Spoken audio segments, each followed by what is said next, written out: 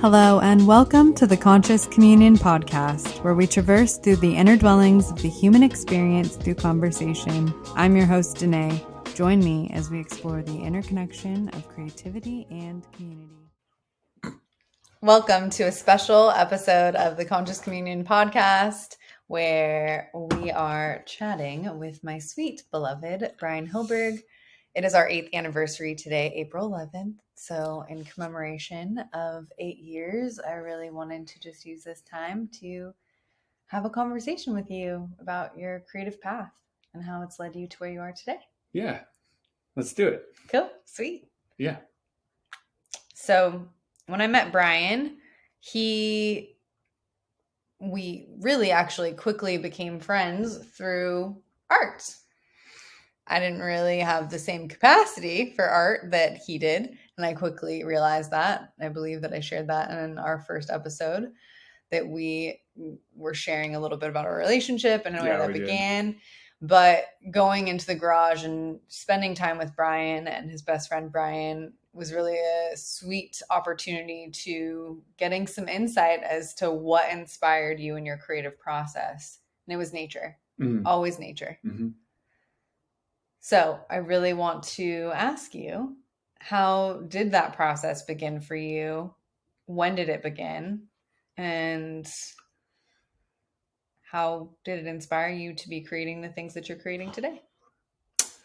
I could talk about that for a long time. Do it. So just tell me when to stop. I started at a young age. I know that I was probably maybe 4 or 5. I recall, painting and sketching, and I make it sound so exquisite, but it was more just me with a bucket of crayons. But I started at a young age. A lot of creative outlets at my disposal. I played outside a lot, mainly with my brothers. We weren't really encouraged to be inside and watch movies, or even though we did occasionally, but majority of my time was outside. So there was a lot of exploring that entailed going to the local quarry or dam with my older brother, finding snakes and frogs and picking up rocks, discovering scorpions underneath, finding racer snakes, going out to my grandma's house. My grandma and grandpa, who lived in Escondido, they had a giant orchard. So there was a lot of me and my younger brother playing in the orchard, hide and seek. There was I remember a wash with a giant tunnel to take all the runoff in the area. And we would kind of see who can go down the tunnel the farthest. And there was always cobwebs and black widows, but there was also tons of frogs that would hang out behind the drain pipes there. We'd find tomato worms, on the plants, and squirrels, rabbits, coyotes, raccoons, all sorts of fun stuff, So I felt like I was always exploring, always seeking something in nature that was kind of calling to me. And I wanted to observe it. I wanted to, jot it down or catalog it somehow in my collection of things that I've drawn. I'm definitely a collector by nature and an observer. So art for me was a really great outlet to do those things. Never, really was adamant about finishing a sketchbook. Even a project was, finishing a project was difficult for me. So I did a lot of half-assed stuff, or got only so far and then put it aside and moved on to the next thing. And it wasn't until later on, when I was in high school and I actually got into my first legit art class and met my best friend, Brian Bueno, that, and Johnny Liu, another one of my best friends, that I kind of went off onto this much deeper creative path. And I think having, two other men that were just as creative, if not more creative than I was, or just in different capacities, to kind of throw ideas at and create this community with, it really propelled me forward and it helped me discover that this was something that I wanted to do. Mm. So That's incredible. yeah.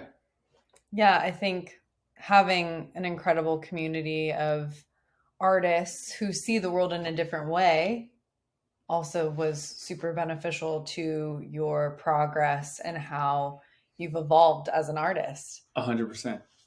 So, being that art really had its calling come to you through nature and curiosity and exploration, I'm curious how that still plays a role in your creative process today. Hmm. Well, I think it plays a huge role because, you know, if I can say, being married to you, you're a nature girl yourself, clearly, as you wear your national parks shirt. Um, that's one of the things that really brought us together was being out in nature. We would always go on hikes together. You know, yeah, there was some bars and stuff and some drinking, but like any relationship, but I think that it was more of a draw for us to be out in nature. Totally. So while friends of ours were meeting at bars and doing that thing, we were kind of like waking up early, going out into the canyon, finding little hidden paths. And it wasn't just you and I, it was like a collective of people. And we're like, yeah, let's go on an adventure. Let's go discover. So fast forward to where we are now. Yeah, it still plays a really big role where we are here in Portland, seeking more of life, actual visible life around us, the greenery, the winters, the seasons, the birds that fly down on our porch, going to the river and fishing, being out by the coast. There's so much to draw from, no pun intended, but I think this is answering your question. I get on tangents, but I feel like my pool that I'm able to collect inspiration and motivation from is very deep at this point in my life. I spent a lot of time in my younger years, and by younger I mean 20s, doing some shows with my buddy Bryan. Really, really trying to get myself out there. I thought that I wanted to make it as a gallery artist, and so that was kind of the thing that I really put all my efforts in, creating big acrylic pieces. Finding the biggest canvas, spending a long time on it, finding like a series or a theme, and really running with it. Finishing my first pieces, that was really critical for me to actually put my mind to something and finish it. After I kind of did that for a while and it kind of lost its what's the word I'm looking for, kind of magnetism or honeymoon phase. It wasn't like I didn't want to do that anymore. I just felt like there was more that I wanted to do. And so I started doing some murals for the city that I grew up in. Some little things like electrical boxes or some pieces down some of the alleyways that I used to frequent, like walking down to my car. Now I was able to see some of my art pieces there. And that was really cool for me to see a visible impact that I had made on the city I grew up in, and little kids coming up and taking pictures in front of the pieces or finding them on Facebook or Instagram or social media. That was really inspiring myself. Like, oh wow, like I can do something with my art. I can make some money off of it too, which is cool, but I'm making like an impact on other people. So, after I kind of pursued that for a while, I got connected with my buddy Adam. He's an old friend of mine. Adam and I go way back. One of the best people I know. A great guy, great man, and he had just moved back from Europe with his family, and he connected with me, and he asked if I wanted to get together and sketch with him. So I was like, yeah, like of course I want to draw with you. Let's go. So we met at an old stomping ground that, we used to hang out at, called No Future Cafe.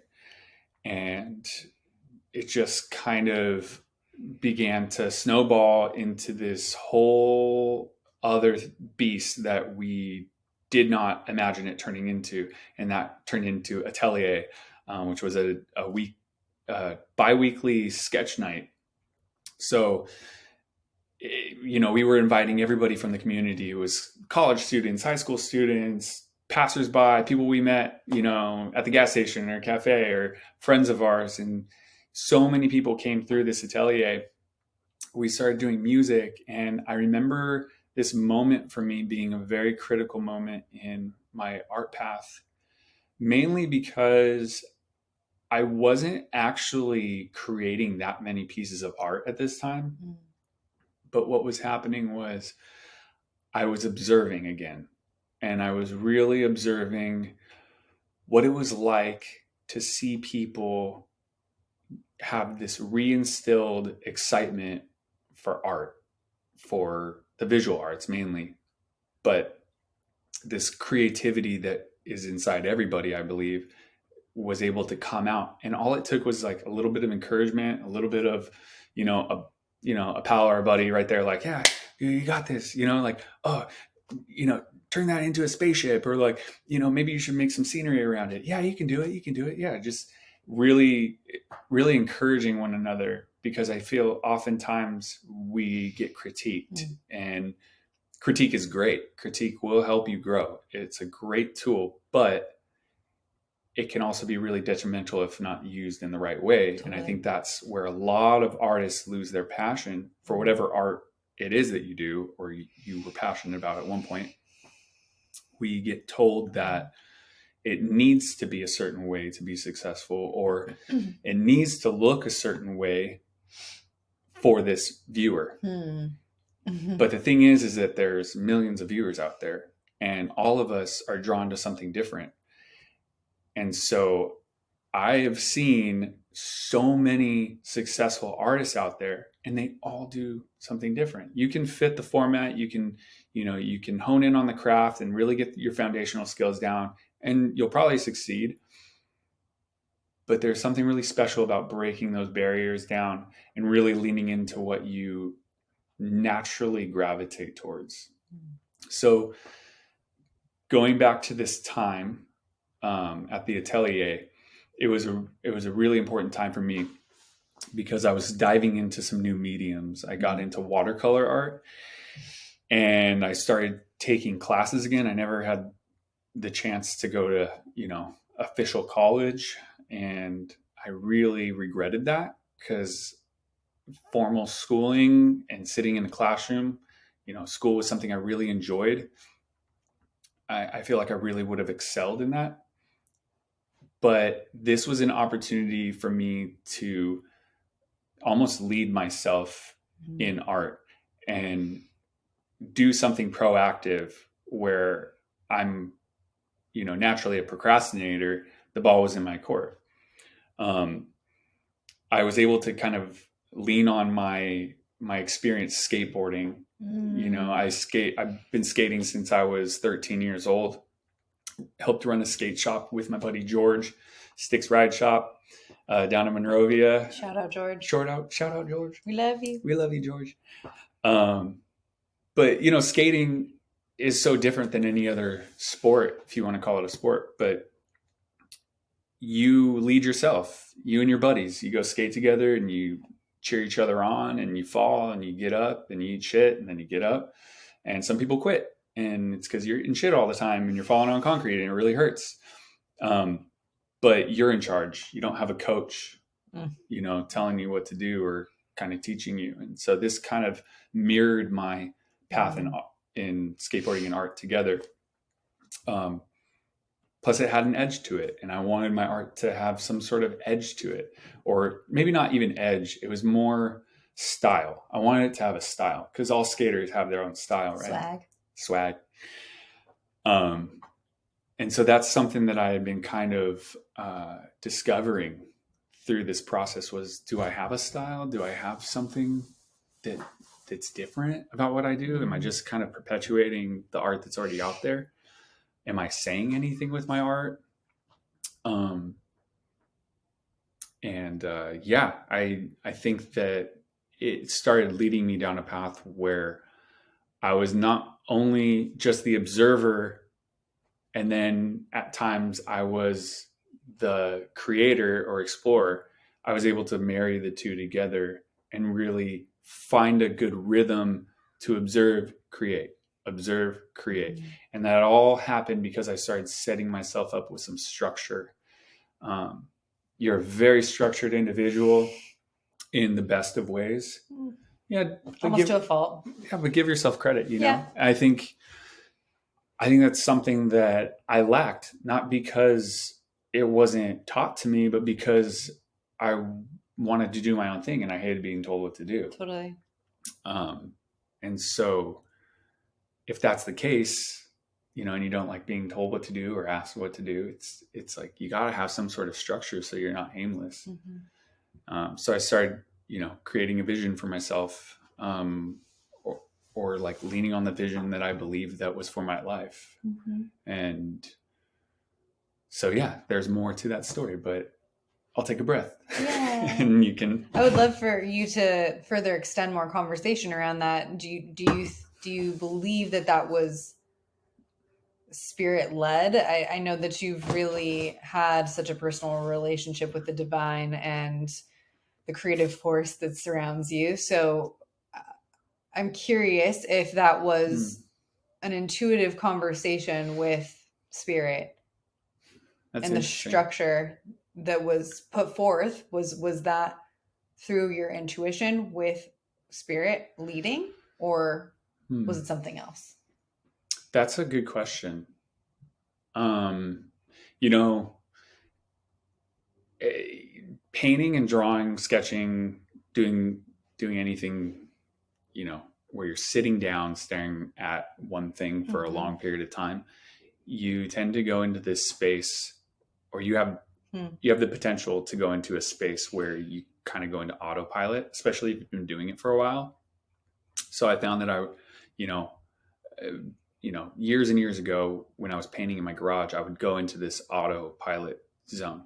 It was around the time that I had left a church, and I was feeling very lost because I had poured so much into that life there, and it's not like I walked away and felt like everything that I had done was meaningless, and I didn't walk away like angry and embittered. I tried to walk away with a sense of understanding, and that there was meaning to my time there, and there was meaning to the rest of my life thereafter. And what would that look like? Because I think deep down, creating is a very spiritual practice.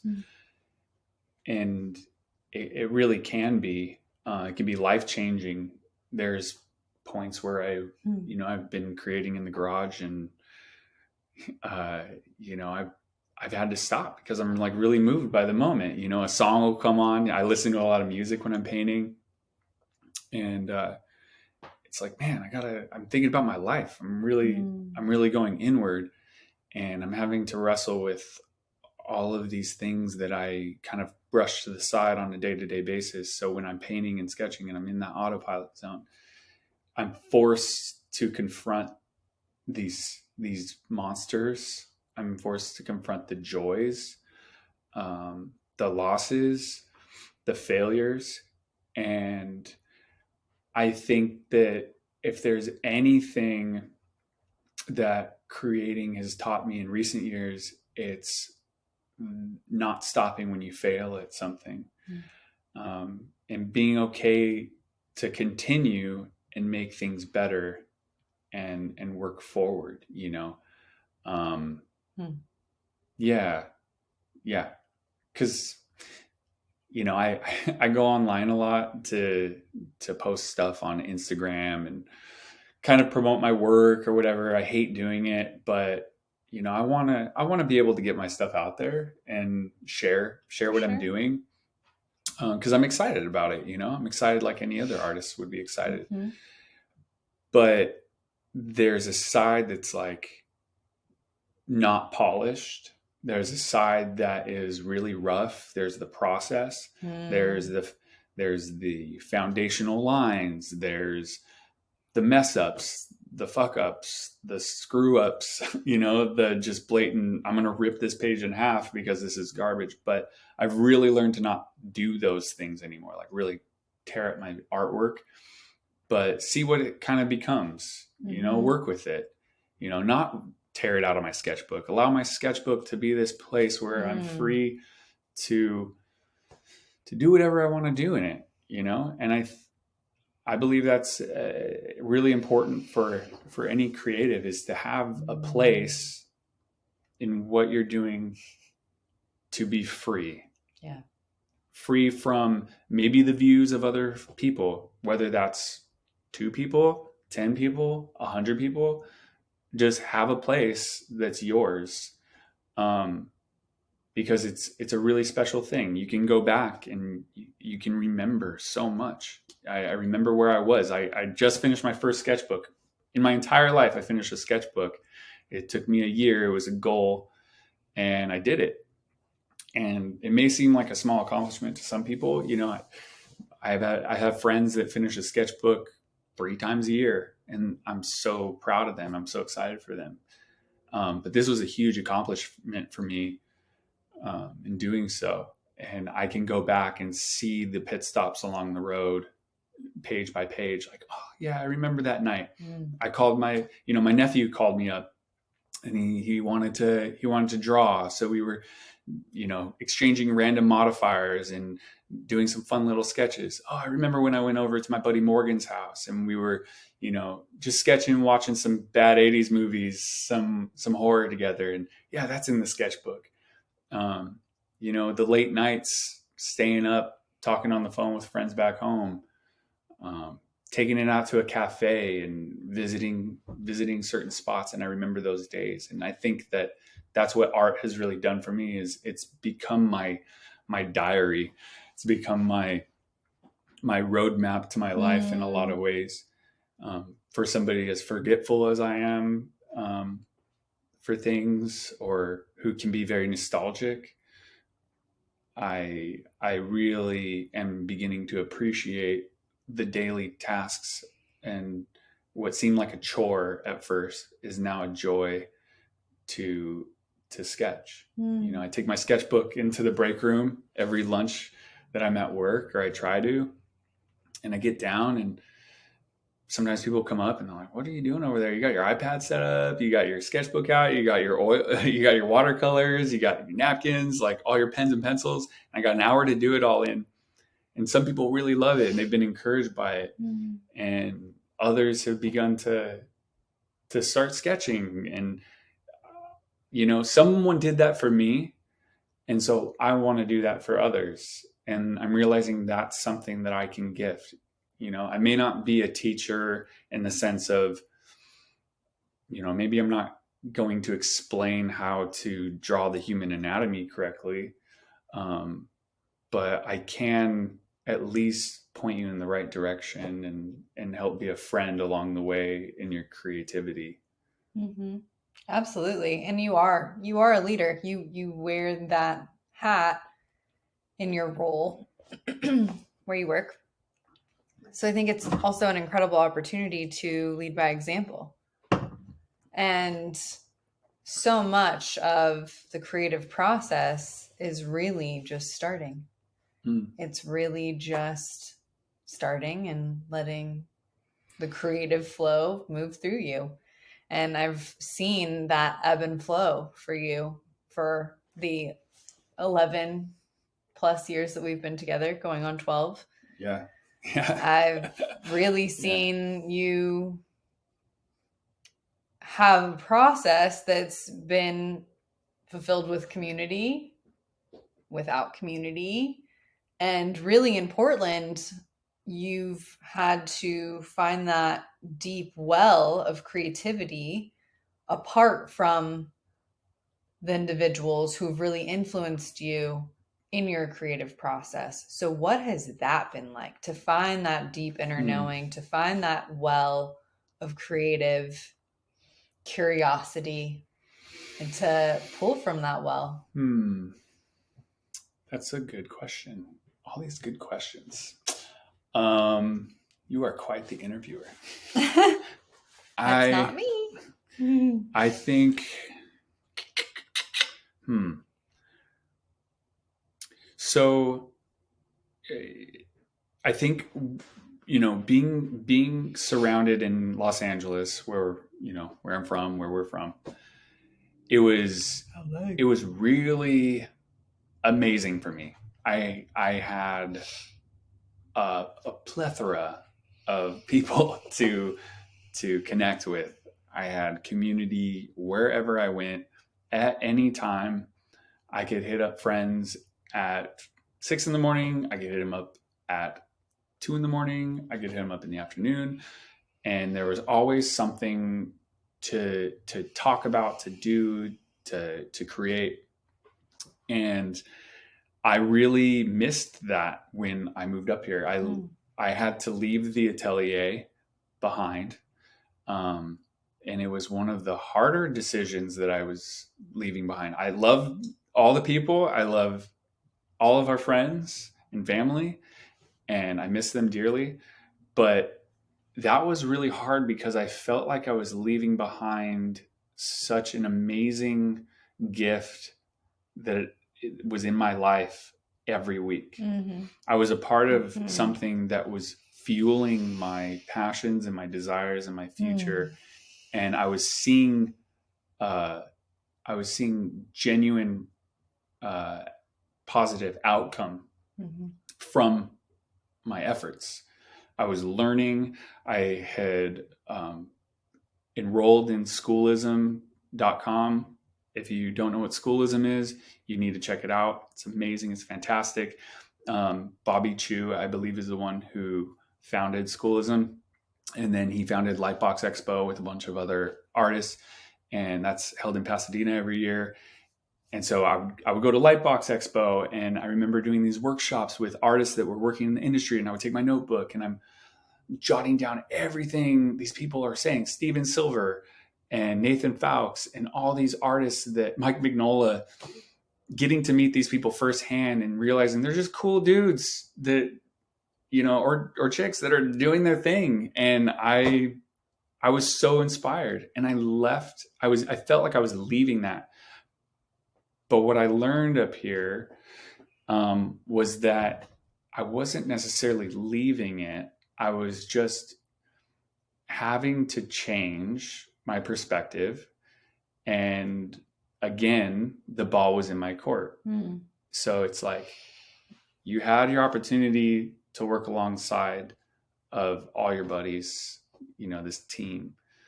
It felt like, what are you going to do with all this information you've, gained? What are you going to do with all the experience you've gained? Are you just going to throw it away? Are you going to revert back to old patterns? And I think there was a period of time when we moved up where I wasn't really sketching or painting or doing anything when we first moved in. I was pretty depressed. I was like ornery. I was anxious. I was just not in a really good place. And I think that was the first year that we were here. It was. But it wasn't until I started diving back in and kind of relearning what it meant for me to be an artist, and how important and vital it was to my day to day. Because I find that I'm a better person. I find that I'm more joyful. I find that I'm more giving. I'm more forgiving. I'm more engaging with people. I'm more myself, or at least I know myself to be. But there will be waiting periods. There will be times where you feel like you're stagnant or stuck. So expect that. And I know that it'll probably happen again. I hope it doesn't happen for a long time, because I'm riding a really good wave right now. But in that stagnation that I was feeling, I didn't realize I was also making some really great connections. There was a man, Mark, when I first moved up here that I met at the place that I work. And he is probably the best pastel artist I have ever incredible. met. This guy is a wizard with pastels. He's nuts. He like will just capture the lighting and these beautiful God, I'm blanking on the term. I'm blanking on terminology because I'm freaking out because his pastels are just so good. Compositions. His compositions are just unreal. And he'll go out and he does plein air. And we got to talking. Can you explain what plein air is for folks that don't know? Plein air is essentially you taking your medium that you're working with out into the real world, and most often painting, sketching, drawing nature or some scenery. So you can plein air your city, you can plein air a tree, a rock, whatever, river. And being up here in Portland, Oregon, there's so much nature around. So he was truly a huge catalyst to me getting back into art.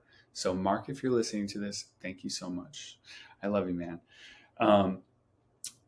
But the thing I liked about Mark was he was older than me, and more mature, more experienced, more educated. But he was so childlike in his wonderment with art and with his visualization of it, of the world around him. And I saw a lot of myself in him in ways, because I was like, man, you can be excited about what you're doing. You don't have to be stuffy and pretentious about art. Like there's a place for that, cool, fashion, like movies, whatever. Like there's so many different genres and attitudes and perspectives, and I love it all. But what I loved about Mark was that I was able to see a little bit of a mirror, and I was like, yeah, I can be excited. I can be amped about what I'm doing and not feel like I'm gloating. Because I used to just keep all this stuff inside. I would never talk about my art. I would never show anybody my art. And people would always ask, why aren't you showing people? It's because I don't want anyone to look at it. I don't want the attention. But I think what shifted for me was just realizing that it doesn't have to be about getting attention when you're helping somebody heal these views about what it means to be an artist. It doesn't mean about getting like acclaim or fame or any of that stuff. It really doesn't. It's a healing mechanism that helps you to better understand the world and maybe helps other people to see through your eyes, and maybe give them some perspective. Whether it's a weird picture of like a goat man sitting under a lamppost, or if it's a dragon flying, around a volcano in this epic conceptualized video game art, or if it's just a lady sitting on a bench with an umbrella, like it doesn't matter. It's all just, how is this person viewing the world around them? How is this person seeing life? And it's really, really quite interesting, because we all have so many things that will kind of shape how we view the world. Some people are angry. Some people are sad at the world. Some people are bitter. Some people are happy, joyful. I don't think any of that's bad. I just think that at least they're giving you a viewpoint to like look through their lens, because we all feel those ways at different times. As a man, as me, I don't really talk about my feelings too much, but when I paint, or when I sketch, I feel like I am able to say it in my own language.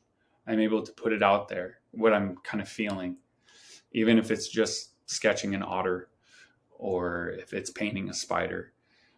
Sometimes it gives off a certain feeling, and I'm like, yeah, I need to share this. Like, yeah, that's cool, right? Or, oh yeah, it's kind of sad looking, right? I don't know. Yeah. I just, yeah. You get to depict what you're actually experiencing. And even if the conversation doesn't take place for someone to have that insight, you get to understand it, and you get to have something to look back at that helps you understand the world in the way that you understand the world, which is a really beautiful gift. It's like people watching. You're observing the observer. Yeah, totally. You put out this art and then you show somebody and you get to see their reaction to it. And what is their reaction to it? Is that reaction off-putting? Does it make you want to stop? Is that reaction positive? Does it make you want to continue? Ooh. Is that reaction authentic? Do you trust that what they're saying is legit? Are they giving you something of value in return after this piece you've created? There's a lot of people out there that have given me really honest feedback about some of my work, and I appreciate it. I really, really appreciate it, because there's the side of me that's like the pride side, right? Oh, you don't know. What are you talking about? What art have you ever done? Do you even create any visual art? Like, what do you know about this? You're just going to tell me you don't like it? You're just using words you don't understand. And I would find myself getting, angry when I wasn't getting the right responses. And that was young Bryan, and those voices would stick with me. And I would hear them sometimes when I was at a critical moment in a piece and I didn't know what to do. And I'm like, should I put the house 2 inches to the left or 2 inches to the right? Where do I make the road? And so you hear these voices play back like, your composition's off. You really need to lean into your lighting and maybe focus less on colors and really more focus on your values. And these voices would come in and they started to become an encouragement. Okay, fine. I'll show you that I can do this. And so I do it all the time. And I'm really, really trying to take those critiques to heart. So not so that I can prove anyone wrong, but to prove to myself that I can do it. And so it's a constant learning, and to be in a constant learning state really slows down time. It allows me to make each day unique. It allows me to be present in the moment. Yeah. I don't know. Yeah. I also think it's a good spiritual practice, moving through the stagnancy, right? For sure. Moving through the discomfort of what it's like to have expectations and hopes for your art and still choosing to do it anyways because it fills your cup. And coming to that realization has been transformative for you. You're an artist all the time with how you see the world, with how you interact with people. You are a creative conversationalist, the way that you tell stories. I think it's interesting for folks to have more insight into my sweet husband and who he is. He came up in the world, not crying, with his eyes wide open, looking around at the world, looking around at the people that were in the room when he was born. And automatically, people think that there's something wrong, but the doctors reassured everyone in the room he's fine. And he was just looking around the room, eyes wide open, observing, always an observer, coming from a place of pure curiosity. And I, knowing you as well as I do, have such sweet insight into how you interact with the world and how you articulate your observations and your curiosity into not only your art, but in how you make your food how you clean, how you are with our cats. It's like a ritual almost. Yeah, you know? Absolutely. It's funny. Yeah. So what does that curiosity breed within you to create those rituals for yourself? Well, I think the fact that, I said this earlier that I was in the church for a while, Hmm. you know, I had rituals that I would Hmm. do. I would open my Bible. I would read the Bible. I'd read the passage. I would meditate. I would pray on it. You're doing these things, right? And at some point, it becomes almost like a religious practice. Well, it does. Um, and when I left that, it was like, well, I can still connect spiritually through this process, and I want to keep it. Um, what's the word? Like, I want to keep it as fresh and as honored Hmm. and respected as possible what I'm doing. Hmm. Um, we're all different in our art form, but I could be painting like crazy, really rush pieces, but the whole setup process was still the same. It was like, okay, I'm going to clean my brushes. I'm going to lay that down here, and everything's got its like little spot. And okay, I'm going to fold up my napkin, and that's going to be here. I could need my glass of turpentine or water, and I'm setting up this whole space. It almost takes me like an hour and a half to set up.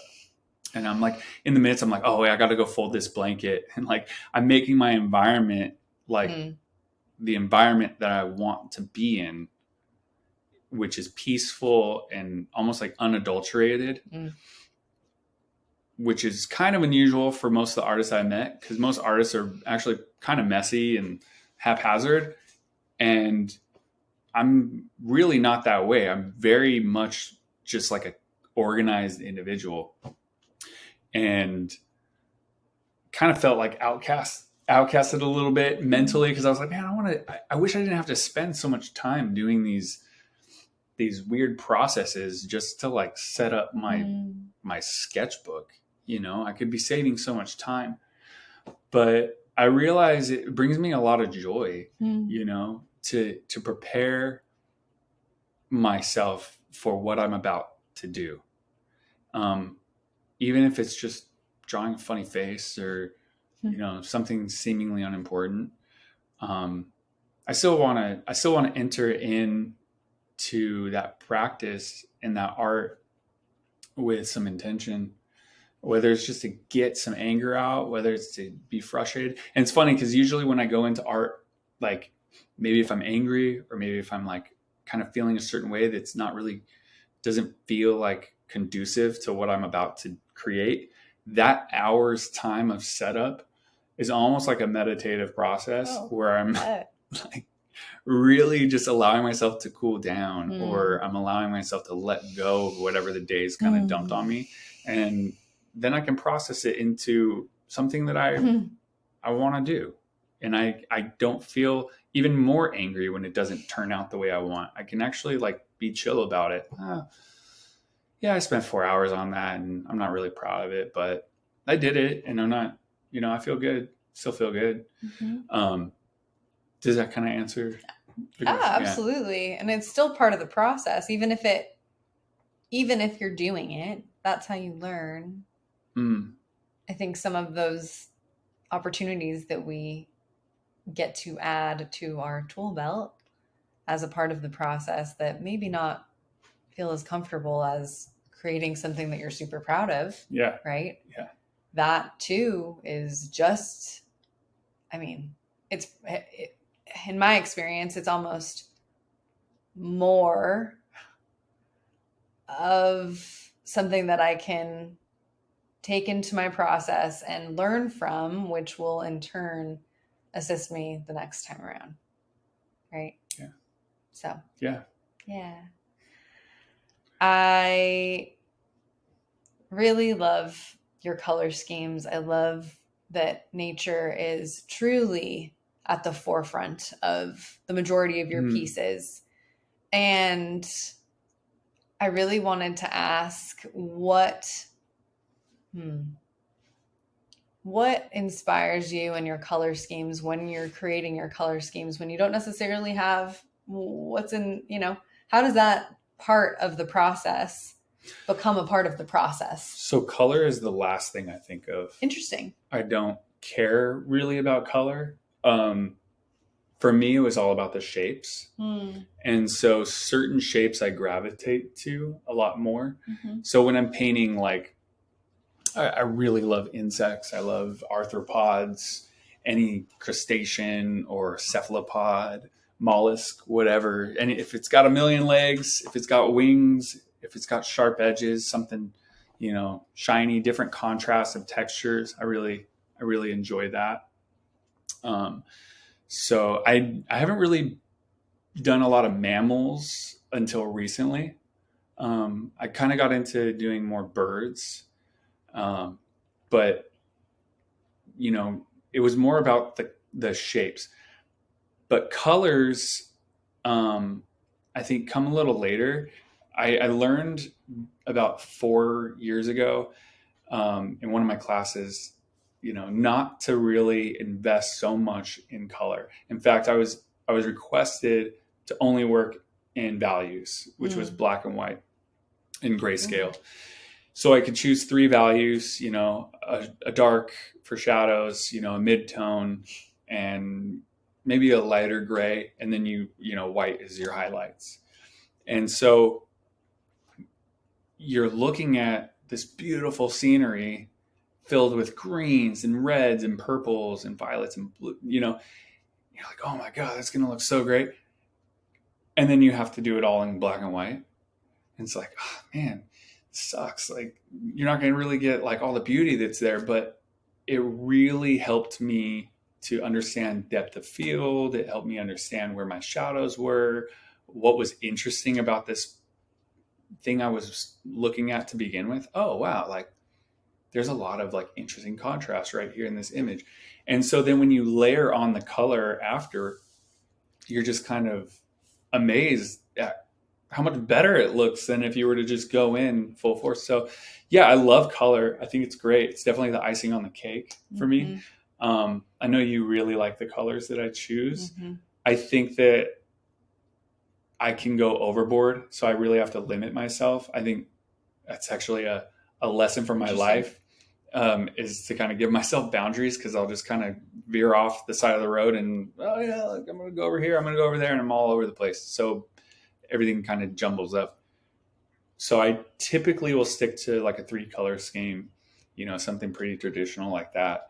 Every now and then I'll pull out my color wheel and try and find something that, lines up or complements itself.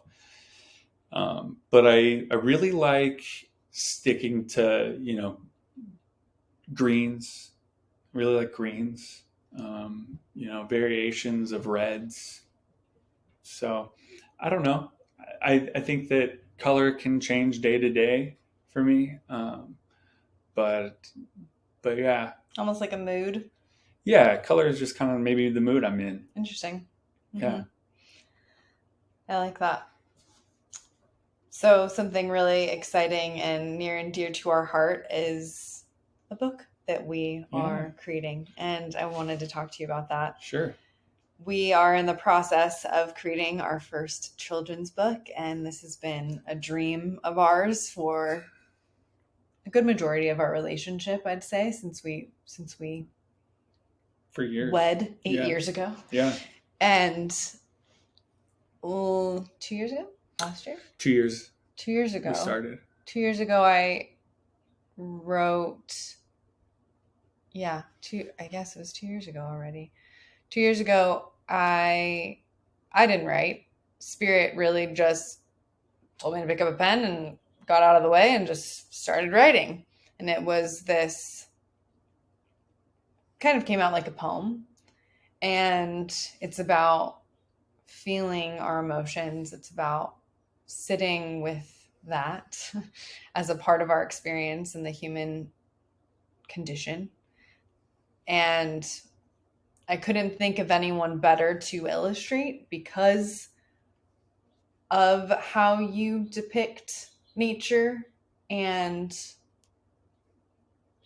everything that inspires us in our imagination, in our field, in our home. And we really are called to a lot of the same visual beauties.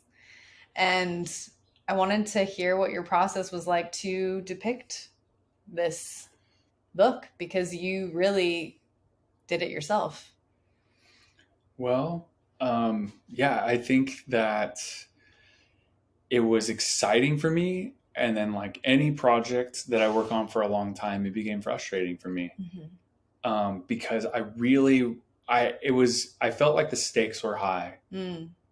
You know, I wanted so badly to make sure that I got everything right. Mm-hmm. So even before I started, we did the thumbnails, and I remember sitting in the cafe with you. We went out to one of our favorite restaurants, and you know, Danae has the whole poem laid out, and then I have like a little book, and I'm like, all right, let's go through it stanza by stanza, and we're going to create some sort of imagery off of this poem because there's really no story here.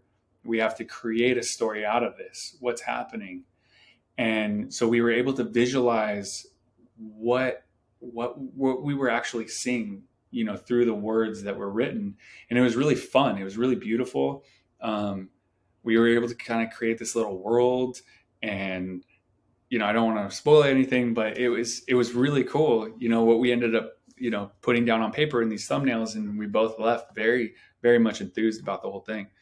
So we get home, and for the first couple months, I'm knocking out these first drafts, let's call them, and it's basically the next stage from these thumbnails. They're a little slightly bigger in pencil, and I'm like, okay, cool. Like maybe I'll do 3 panels per page, and I like this one, so I'm using some conceptual art schooling that my buddy took, some of the knowledge from that to like help me with this, and things I picked up along the way that maybe I can use as tools. And as I'm going along, I'm like, okay, time for draft 2. And so I pulled out my watercolor paper, and I started doing 2 panels per page. And I went in full force, and about halfway through the book, it started taking this long, arduous crawl. And I'd say the amount of time that it took from when we first conceptualized the idea to when I started to slow down was probably 5 or 6 months. Mm-hmm. Mm-hmm. And then the second drafts, which I've been working on, just got completed a couple weeks ago, maybe 3 weeks ago. And that would land us at almost a year and a half. So it was this long, lengthy crawl. We had been experiencing relationships up here in Portland. We had been going out and fishing. We had been going out and exploring. So there was a lot of Living fun life. and living life, everyday life. I didn't want to become so committed to this project that it was going to consume me. But at the same time, it was almost like I was dreading nearing the end because I wasn't ready. I didn't feel like I was qualified or experienced enough to really put out this book. I didn't have any sort of illustrative work out there. I I didn't feel like I belonged in that playing field. But Danae believing in me so much, you know, it was a huge encouragement to really push myself again into the uncomfortable. So now I'm on my final draft of the third draft, and they're the large arches watercolor blocks that I love to work on so much. I haven't really touched them in a long time because I've been working so small. Um, but I'm finishing up page 1 and 2, and I have 28 others to do. But I'm finding this new breath of fresh air and this new, oomph in my steps. So I'm really excited about it. I took some storyboarding classes on Schoolism to kind of help me with my shots. I took some lighting and shadow classes with Daisuke and Tonko House. I've been listening to different talks from Nathan Fowkes on YouTube. There's tons you can find. And then I've been sketching a ton which I found has really helped me with my line work and confidence in what I'm putting out there. Only because I want to put this out and I want it to have some meaning. I don't want to be lazy about it. I don't want to be the procrastinating Bryan where I'm doing everything at the last minute. So it's just taking me a little bit longer. But go ahead. Sorry. Yeah, I think it's interesting, and I feel like it's important to note because I'm all about vulnerability and transparency. There was a part of my process where I was just wanting him to finish. I just wanted the book to be done. And we had to have a conversation where I admittedly just had to say, you know what? Look, I've been just kind of nagging you, which isn't helpful to your process. And obviously it's not what we're looking to emit in the energetics of this book. It's like literally the opposite of this thing that we are trying to birth into the world. So I said, you know what? I'm not going to ask for a deadline. This is going to happen in its time. I trust spirit. I trust God and you in the process and allowing this creative force to be what it needs to be. And so that has been a dance for myself to trust you in your creative process and trust God and you in that way. So it's been a really incredible testament to our relationship and just seeing it through a new lens because this is our first real collaboration that we've ever done. Yeah. So it's been really First exciting. one ever. Yeah, it's been really exciting. It's pretty cool. And I'm super proud of you. He works full time. So it's like not only is he putting forth all of this energy and this time and this intention into this book, but he works full time. And that's exhausting in itself. And he still needs to rest. So I'm proud of you. In the wise words of my father, I'll sleep when I'm dead. No, I do appreciate, your ability to keep pushing me in this too, because you know that I can do it. And that's been really nice. You're so much a part of my creative journey that sometimes it's hard to remember, just how many times you sat there drawing right next to me in that garage when we first met. Yeah, it is a special time. I think I said in the last podcast, but when we met, it was like, hey, come over and hang out with my buddy, Bueno, we're going to sketch in the garage. Oh, cool. Comes over and we got these full-fledged art pieces going and we're getting ready for a show up in San Francisco. And it was, you weren't daunted by it enough to leave. You wanted to be a part of it. And if I can say anything, that's what we wanted.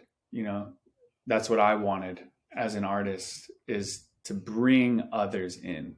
Let's do this. Like, let's create, let's go. There's so much to witness. There's so much to observe. There's so much to create.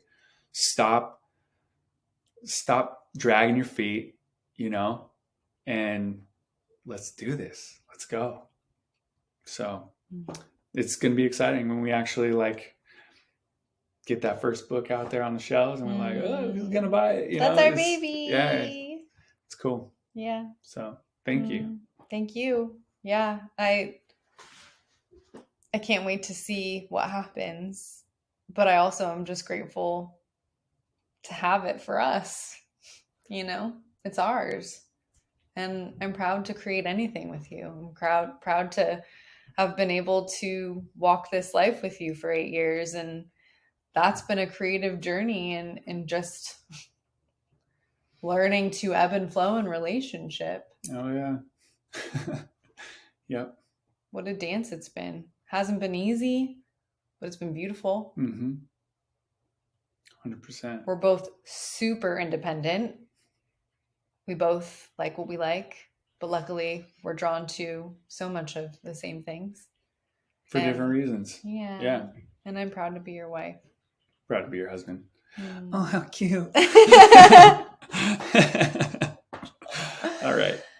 I would really love for you to provide some sense of insight, some sort of Ooh. suggestion or wisdom, if you will, for God. other creatives out there in their process, whatever it Okay. may be. Okay.